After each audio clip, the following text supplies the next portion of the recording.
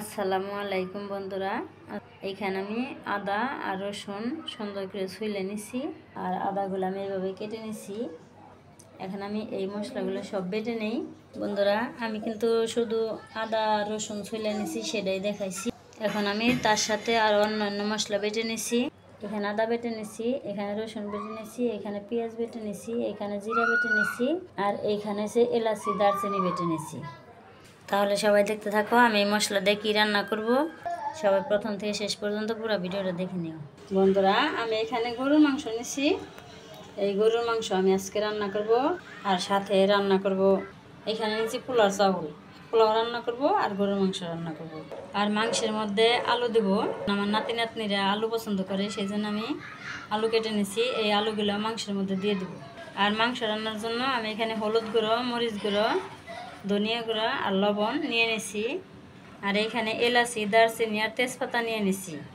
এগুলো আমি পোলাওর মধ্যেও দেবো, মাংসের মধ্যেও দেবো। আর এইখানে আমি পেঁয়াজ কেটে নিছি, এই পেঁয়াজগুলোও পোলাওতে দেবো, মাংসতে দেবো। আর বন্ধুরা, তোমাদের সবাইকে তো দেখাইছি এখানে মশলা বেটে নিছি আগেই।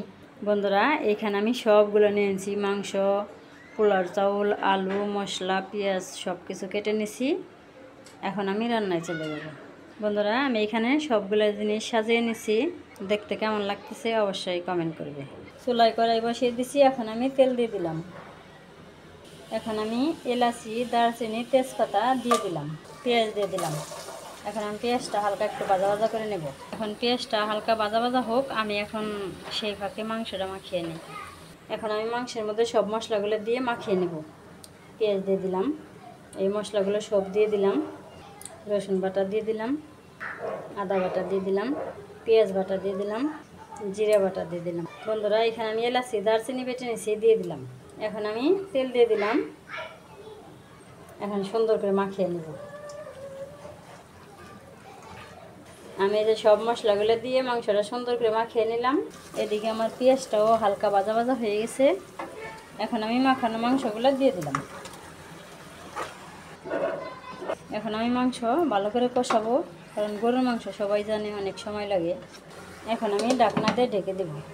এদিকে আমি গরম পানি বসিয়ে দিছি পোলাও মাংসর জন্য। চাউলটা আমি ধুয়ে জড়িয়ে নিলাম। এখন আমি অন্য চুলায় পোলাও বসিয়ে দিব। মাংসটা একটু নাড়া দিয়ে দিই, মাঝে মাঝে নেড়ে চেড়ে কষিয়ে নেব ভালো করে। চুলায় কড়াই বসিয়ে দিছি। এখন আমি পোলাও রান্নার জন্য তেল দিয়ে দিব। এখানে এলাচি দারচিনি তেজপাতা দিয়ে দিলাম। বন্ধুরা, আমার পোলাও কিন্তু একবারে সাধারণ, বাতি বলা চলে। তার মধ্যে একটু তেল দিয়ে হালকা একটু মশলা দিয়ে আমি রান্না করি। এখন আমি পেঁয়াজ দিয়ে দেবো, পেঁয়াজের বেরেস্তা ওঠানোর জন্য। পেঁয়াজের বেরেস্তাটা ভাজা হয়ে গেল, এখন আমি নামিয়ে নেব। বেরেস্তাটা তুলে নিলাম। এখন আমি চাউল দিয়ে দেবো। এখন আমি ভালো করে কষিয়ে নেব। এখন আমি স্বাদ মতো লবণ দিয়ে দিব। এখন আমি পোলাও চাউলটা সুন্দর করে ভাজা ভাজা করে নেব। এই যে বন্ধুরা, পোলাও চাউল কষাইতে কষাইতে ভাজা ভাজা হয়ে গেছে, পাক এসে গেছে। এখন আমি গরম পানি দিয়ে দিলাম।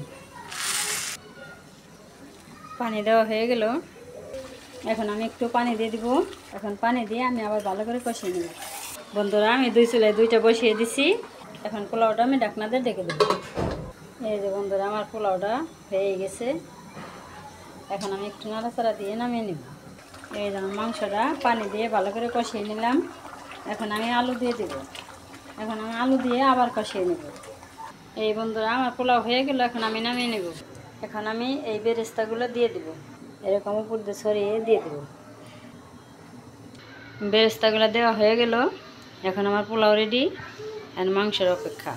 আমি আলু দিয়ে সুন্দর করে যে কষিয়ে নিলাম। এখন আমি গরম পানি দিয়ে দেব। বন্ধুরা, পানি দেওয়া হয়ে গেল। এখন মাংসটা হোক, তারপর আবার দেখাবো।